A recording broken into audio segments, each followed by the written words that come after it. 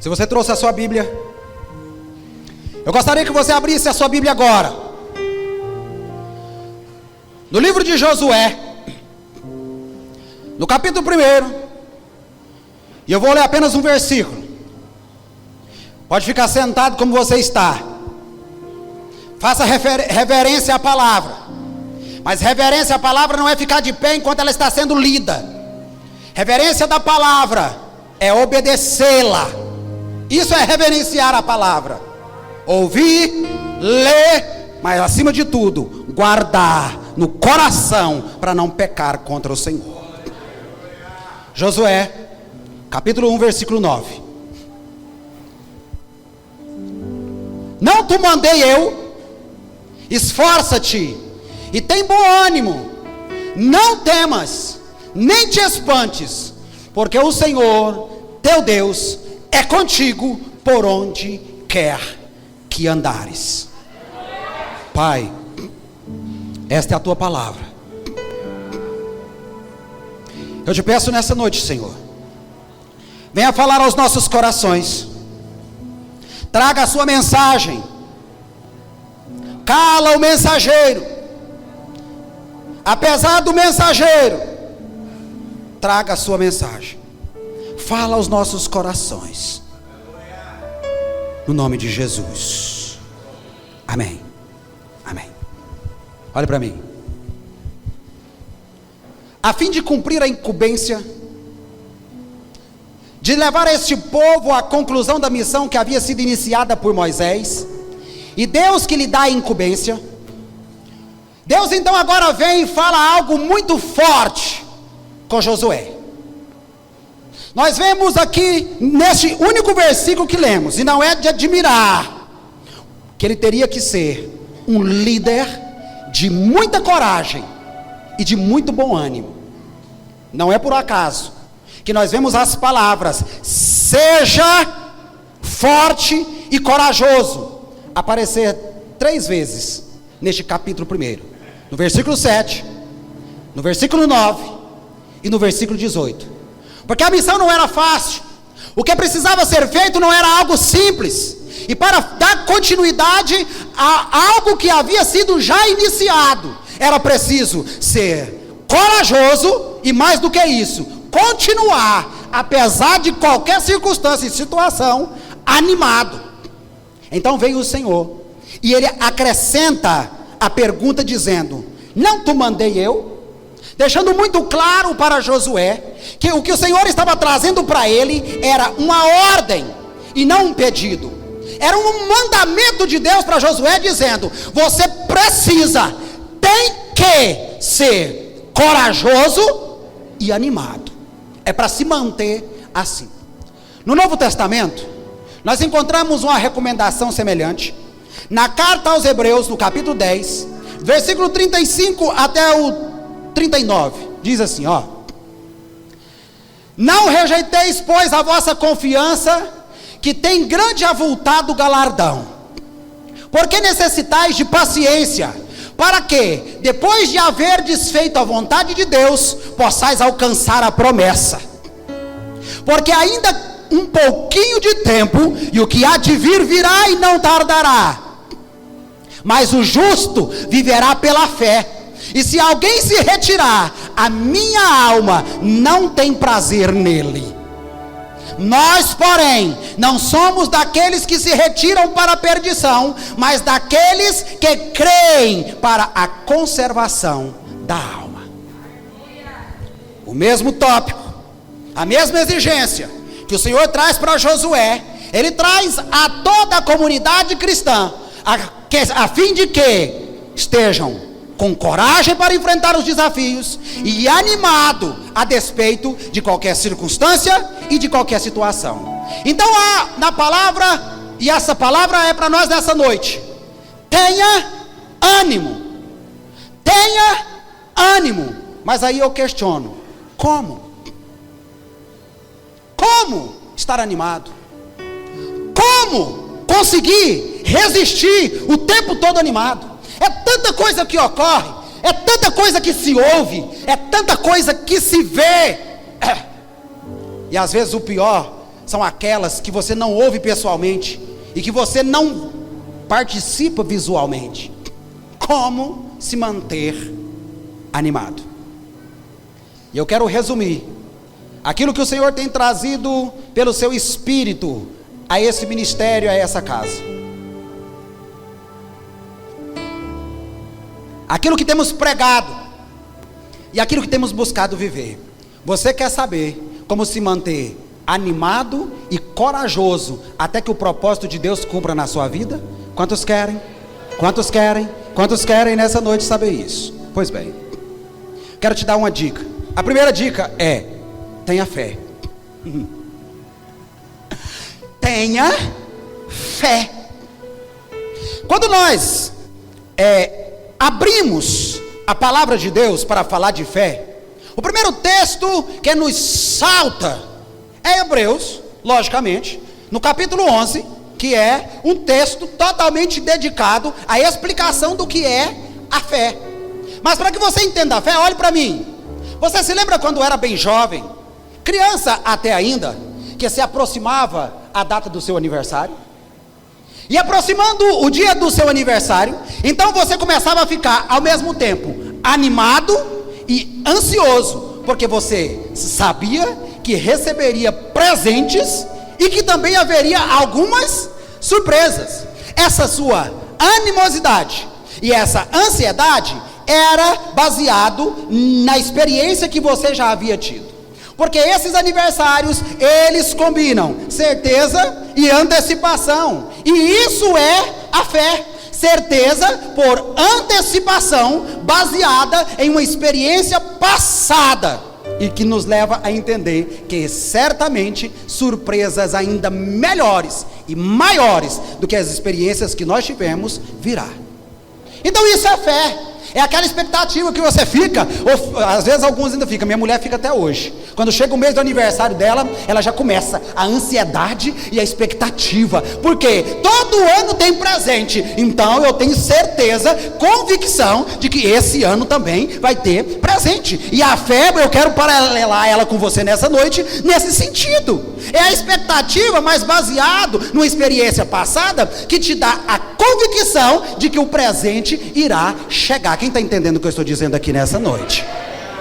Para você se manter animado, para manter corajoso, como o Senhor exigiu de Josué, é preciso que tenha esse sentimento sempre no teu coração. É a fé ativa que te levará a lugares especialíssimos. Jesus disse à mulher do fluxo hemorrágico de Lucas no capítulo 8, no final das contas, ele chega para ela e diz: vai, paz, porque a tua fé te salvou.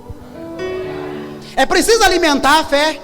Certa feita, Jesus questiona os seus discípulos onde estava a fé dele, e ele faz isso não uma, não apenas duas, mas algumas vezes, e ele chega a dizer: achará fé na terra, quando o Filho do Homem retornar a ela? Ainda haverá alguém que tem fé, convicção daquilo que se espera, a certeza daquilo que não se pode enxergar? E os discípulos então chegaram para ele e disseram: mestre, acrescenta-nos a fé. Não tem mal algum quando você disser, ou ver para você, olhar a sua realidade e você observar que está faltando um pouquinho de fé aí. Pede para o Senhor, pede para o Senhor: Senhor, aumenta a minha fé. E sabe o que é mais importante? É que o Senhor disse que não precisa ser grande. Ei, olhe para mim. Ele não disse que a fé precisa ser grande, muito pelo contrário. O que ele disse foi: se ela pode ser pequena, do tamanho de um grão de mostarda, mas se ela estiver aí, você vai ver coisas espetaculares acontecer através daquilo que está no teu coração. Não precisa ser uma fé grande. O que o Senhor quer é que tenhamos fé. O salmista, no Salmo 34, no versículo 19, ele diz: muitas são as aflições do justo, mas o Senhor o livra de todas. Diga glória a Deus. Isso me faz manter animado. Essa fé de que, mesmo que eu passe por episódios de grande aflição, As minhas experiências passadas, as experiências anteriores, me levam a continuar firme, acreditando. O Senhor já me fez passar tanta barreira e obstáculo, já me tirou de situações tão críticas. Não é agora que Ele vai me deixar na mão, que Ele vai me deixar sozinho. Romanos 8,18 diz: porque para mim, dizendo Paulo, tenho por certo que os sofrimentos do tempo presente não podem se comparar com a glória que há de ser revelada em nós. Não perca a fé pela luta. Não perca a fé pela luta, pela adversidade. Quer manter animado? Quer que as pessoas olhem para você passando no meio da tempestade do temporal e não entender por que é que você ainda está firme? Você vai ter como resposta: a minha fé continua inabalável. Quer viver animado? Vou dar uma segunda dica para você: seja cheio do Espírito Santo. Você pode repetir isso baixinho para quem está do seu lado, dizer para ele: seja cheio do Espírito Santo. Seja cheio do Espírito Santo. É fácil dizer, né, não, Romarão? É fácil dizer, seja cheio. Jesus, naquele domingo da ressurreição, quando Ele aparece, mesmo as portas estando trancadas, Ele quebra a lei da física que diz: 2 corpos não podem ocupar o mesmo lugar do espaço. Porta fechada, janela fechada, parede fechando tudo, telhado por cima. E a palavra do Senhor aqui diz que de repente Ele apareceu no meio deles e diz: Pai seja convosco. Naquele mesmo episódio, Ele sopra sobre eles e diz: recebam o Espírito Santo. Mas era Jesus. Como ser cheio do Espírito Santo? Como se manter cheio do Espírito Santo? Como saber se eu estou cheio do Espírito Santo?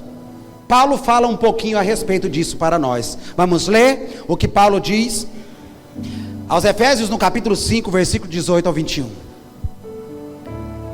Escute: e não vos embriagueis com vinho, em que há dissolução, mas enchei-vos do Espírito. Olhe para mim.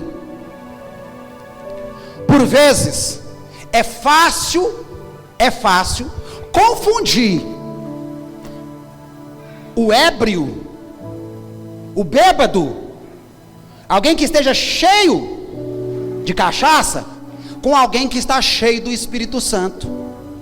É tão fácil confundir que a gente vê esse relato em Atos no capítulo 2, sim ou não?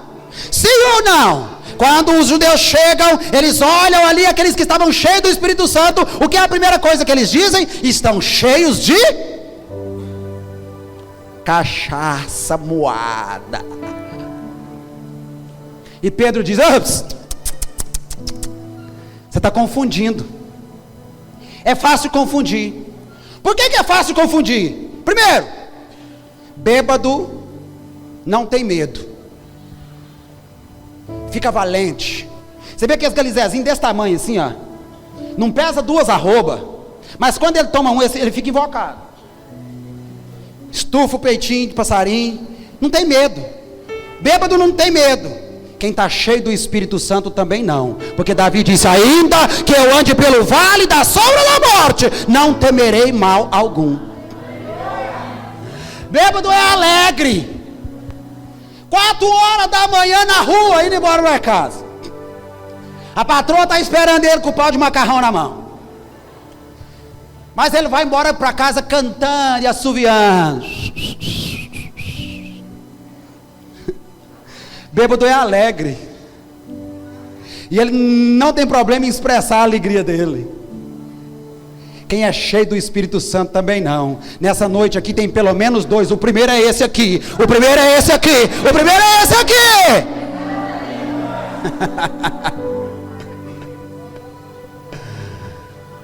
Mas Paulo diz: não se encham de vinho, encham-se do Espírito.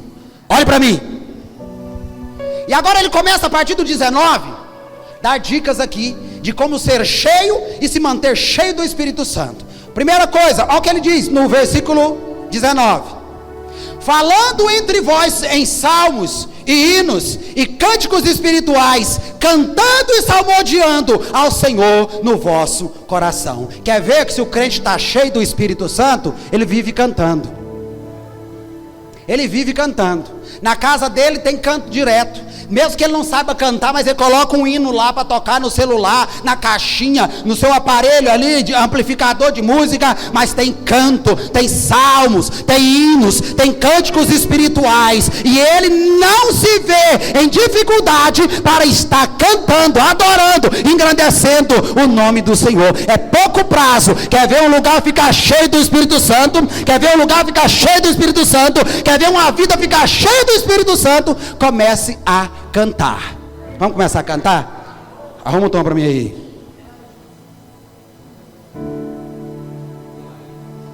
Dá para sair. Quer ver? Como é que é fácil? Eu tenho um Deus que não vai deixar essa luta me matar, o desespero me tomar. Por mais pressão que seja, situação, o controle ainda está na palma de sua mão. Vamos lá, vamos lá, vamos lá. O choro dura uma noite, mas a alegria ela vem pela manhã. Quem crê? Eu creio. Eu creio. Se crê, então canta. Se crê, então canta. O choro dura uma noite, mas a alegria ela vem pela manhã. Eu creio. Eu creio.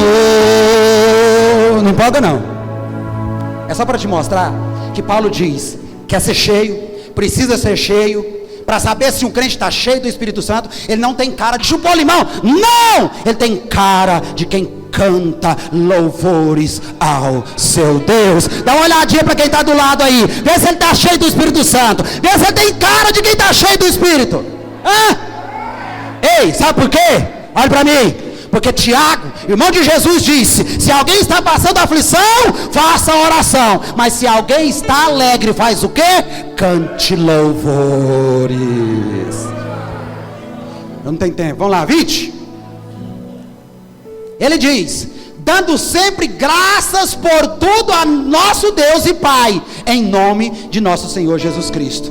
O crente cheio do Espírito Santo, ele sabe exatamente o que diz essa canção.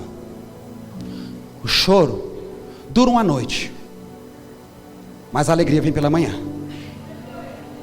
Graças a Deus. É como Jó. Lembra quando eu fiz um mês inteiro de Jó? Jó perde tudo. Num dia ele vai de bilionário a miserável. No mesmo dia ele vai de pai de 10 filhos a um pai órfão de todos os filhos. Em um dia ele vai de totalmente saudável, gozando de toda a saúde, a um homem leproso, se coçava, cheio de enfermidade. Mas o que sai da boca dele é incrível, é excepcional, porque ele diz: Deus me deu, Deus tomou, louvado seja o nome do Senhor.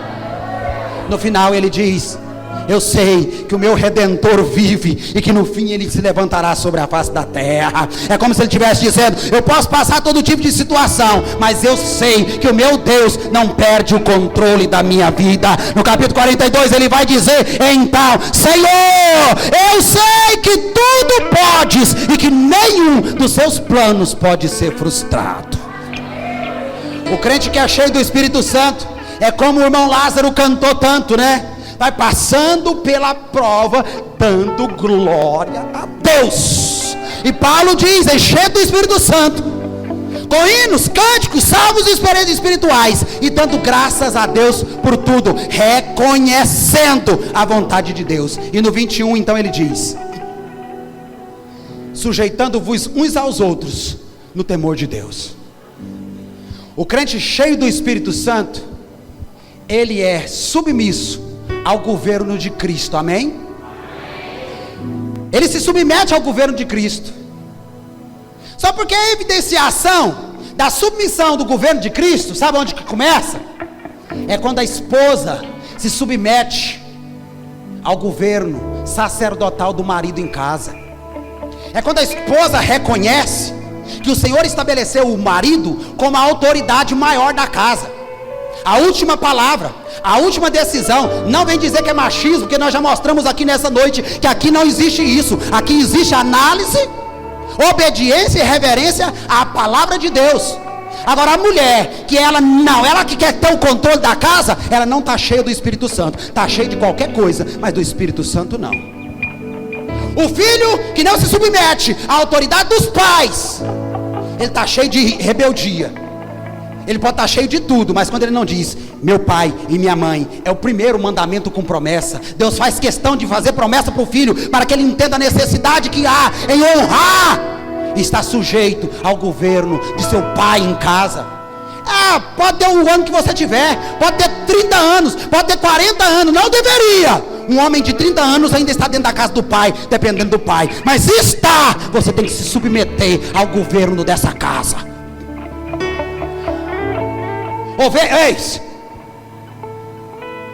Percebe-se que está cheio do Espírito Santo quando a ovelha, ela está sujeita ao governo do seu pastor. Diga glória a Deus. Não, diga mais alto, diga glória a Deus. Porque o governo de Cristo está no nosso dia a dia.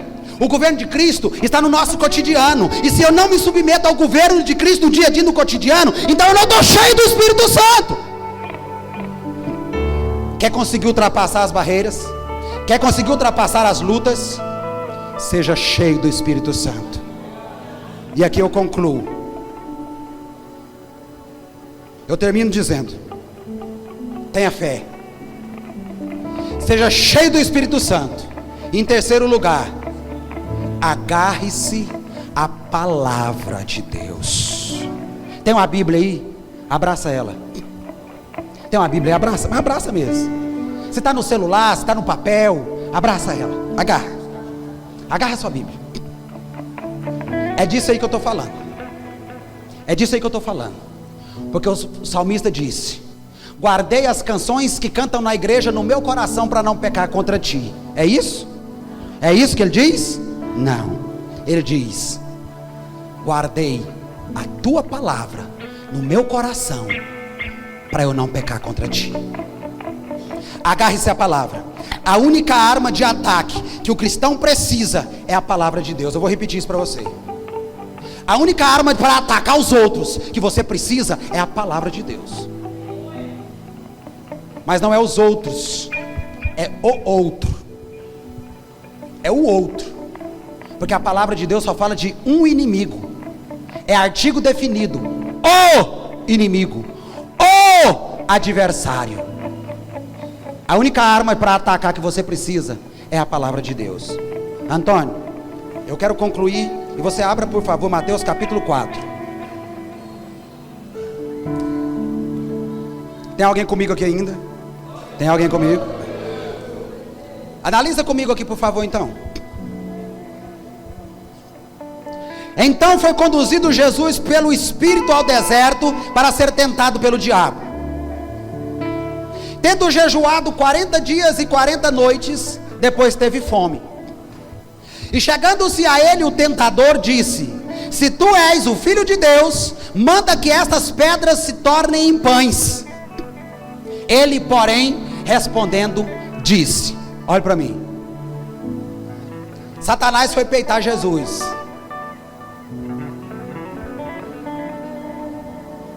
E ele chega e diz: está com fome, tá? 40 dias sem comer, né? Não é o Filho de Deus? Manda que essas pedras se transformem em pão e ó, mata a sua fome. Jesus vai se defender do diabo. O que Jesus faz? Ele pega uma cadeira. Quantas vezes, quando eu era da turma do diabo, eu vi isso? Chegava no boteco, qualquer coisinha que tinha, alguém já pegava uma cadeira e já ficava assim. Quem já viu isso? É muito, hein? Não é isso que Jesus faz, não. O que Jesus faz? Jesus pega a espada dele. Olha, Satanás diz: Se você realmente fosse o Filho de Deus, você transformaria essas pedras em pães e mataria a sua fome. Jesus então vai se defender do inimigo. Jesus então pega a espada, Eduardo. Ele arranca a espada, porque ele diz: está escrito. A sua arma de defesa e de ataque é a espada do Espírito. E é o que diz em Efésios. Paulo, quando vai falar da armadura, ele fala a respeito da espada do Espírito, que é a palavra de Deus. E então Jesus disse: nem só de pão viverá o homem, mas de toda a palavra que sai da boca de Deus. O Senhor Jesus tira a espada e desfere um golpe contra o inimigo. Continue. Então o diabo transportou a cidade santa e colocou-o sobre o pináculo do templo. E disse-lhe: se tu és o Filho de Deus, lança-te de aqui abaixo. Olha a audácia do chifrudo, porque está escrito. Ele pega a espada também. Cuidado, irmão, cuidado, porque o diabo também sabe usar a palavra de Deus, que aos seus anjos dará ordem ao teu respeito, e tomar-te-ão nas mãos, para que nunca tropece com o teu pé em alguma pedra. Disse-lhe Jesus: também está escrito. Ele devolve o golpe: não tentarás o Senhor teu Deus. Novamente o transportou o diabo a um monte muito alto, e mostrou-lhe todos os reinos do mundo e a glória deles. E disse-lhe: tudo isso te darei, se prostrado me adorares. Então disse-lhe Jesus: vai-te, arreda, casca fora, Satanás, porque está escrito: ao Senhor teu Deus adorarás, e só a Ele servirás. Então o diabo o deixou. Quer conseguir continuar corajoso e animado? Corajosa e animado? Tenha fé. Seja cheio do Espírito Santo e agarre-se à palavra de Deus. Olhe para mim. O diabo quer tirar tudo da igreja. Não é hoje não. Não é dessa aqui não. Ele quer tirar tudo da igreja. Mas não tem nada que o diabo queira tirar mais do que a palavra. A banda. Mas aqui ele engastalhou. Tá todo mundo dormindo já? Aqui ele engastalhou. Aqui ele bateu e voltou, Paulinho. Aqui é parede, filho. Aqui ele tem que vir firme. Mas aqui ele engastalhou. Porque aqui nessa igreja não tem nada que a gente prime mais do que a palavra. A gente gosta de cantar, a gente gosta de cenário, a gente gosta de reunir os irmãos, a gente gosta de comer, inclusive o jantar já está pronto, já sinalizaram para mim ali. A gente gosta de tudo isso. Mas aqui não tem nada que a gente goste, prime e busque mais do que o conhecimento da palavra para poder obedecê-la. Satanás, não se escandalize disso aqui não, porque a palavra do Senhor diz que quando os filhos do Senhor se reuniram, reuniu-se também Satanás. Satanás dançou, camarada. Perdeu, neguinho. Perdeu, neguinho. Esse ministério aqui está firmado na palavra. Esse ministério aqui, ele foi plantado na palavra.